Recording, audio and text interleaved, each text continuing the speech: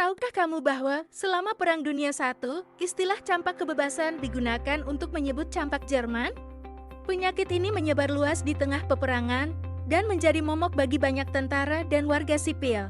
Namun, di balik itu semua, ada cerita menarik tentang anjing Dachshund yang dikenal sebagai anjing kebebasan. Ras ini awalnya dikembangkan di Jerman untuk berburu rakun dan tikus di dalam liang tanah. Tapi selama masa peperangan, Dachshund mendapat julukan tersebut karena keberanian dan ketahanannya yang luar biasa di medan perang. Bahkan, beberapa foto menunjukkan anjing ini ikut berperang bersama tentara, menambah citra sebagai simbol keberanian dan semangat perjuangan. Fakta menarik lainnya, julukan campak kebebasan mencerminkan bagaimana penyakit ini menjadi bagian dari perjuangan rakyat Jerman menghadapi masa sulit, sekaligus menunjukkan betapa eratnya hubungan antara sejarah, kesehatan, dan simbolisme dalam masa perang. Dan tahukah kamu bahwa Grace Jones, artis dan model legendaris asal Jamaika, pernah mendapatkan larangan seumur hidup dari Disney World?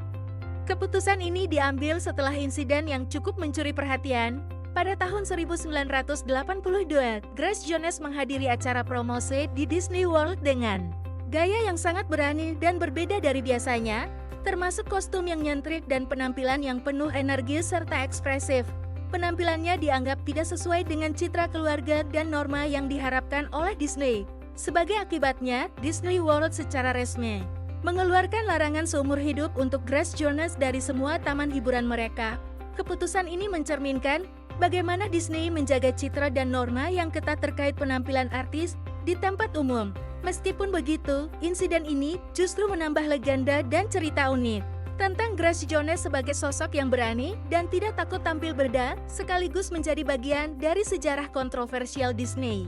Tahukah kamu bahwa tokek memiliki kemampuan unik untuk mengendalikan tingkat lengket di kakinya? Ya, tokek mampu menyesuaikan adhesi tersebut sesuai keinginannya.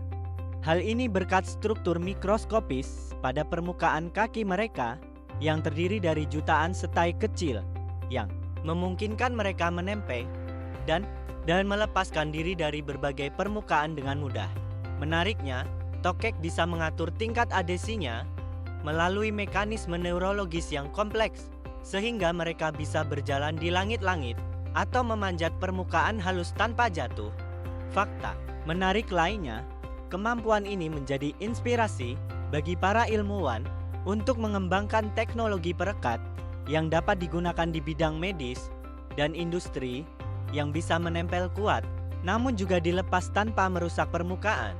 Jadi, kehebatan tokek bukan hanya soal fisiknya yang mampu menempel di dinding, tapi juga inovasi biologis yang menakjubkan dan berpotensi besar untuk masa depan teknologi manusia.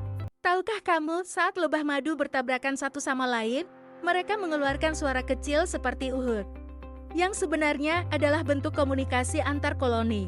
Suara ini dihasilkan oleh getaran sayap dan tubuh lebah saat saling bersentuhan, yang berfungsi sebagai sinyal peringatan atau pengaturan jarak antar lebah di dalam sarang. Faktanya, suara ini membantu menjaga ketertiban dan efisiensi koloni dalam bekerja, terutama saat mereka mengumpulkan nektar atau membangun sarang.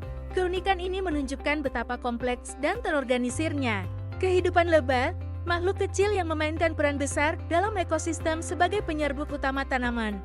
Bahkan, penelitian menunjukkan suara ini juga bisa membantu lebah menentukan posisi dan menghindari benturan yang berlebihan, sehingga koloni tetap harmonis dalam menjalankan tugasnya.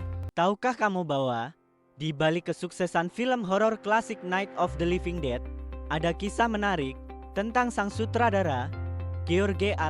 Romero. Sebelum dikenal sebagai bapak film zombie, Romero memulai karirnya dengan membuat film pendek untuk acara anak-anak terkenal, Mr. Rogers' Neighborhood.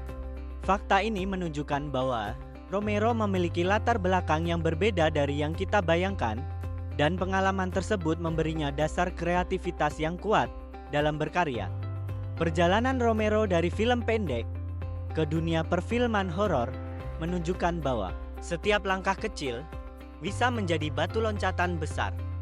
Ia sempat mengalami penolakan dan tantangan dalam mengembangkan ide-ide uniknya, namun tekad dan visi yang kuat membawanya ke puncak. film Night of the Living Dead sendiri dirilis pada tahun 1968 dan menjadi salah satu tonggak sejarah genre zombie, serta mengubah cara pandang penonton terhadap horor dan media visual. Fakta menarik lainnya, Romero pernah mengatakan bahwa pengalamannya bekerja di acara anak-anak memberinya kepekaan terhadap detail dan cerita yang mampu menghubungkan penonton secara emosional.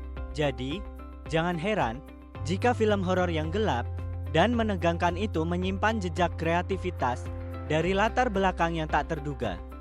Inilah bukti bahwa perjalanan seorang sineas bisa dimulai dari hal-hal kecil dan keberhasilan seringkali berakar dari pengalaman yang tampaknya tidak langsung relevan. Jangan lupa like dan subscribe untuk cerita inspiratif lainnya.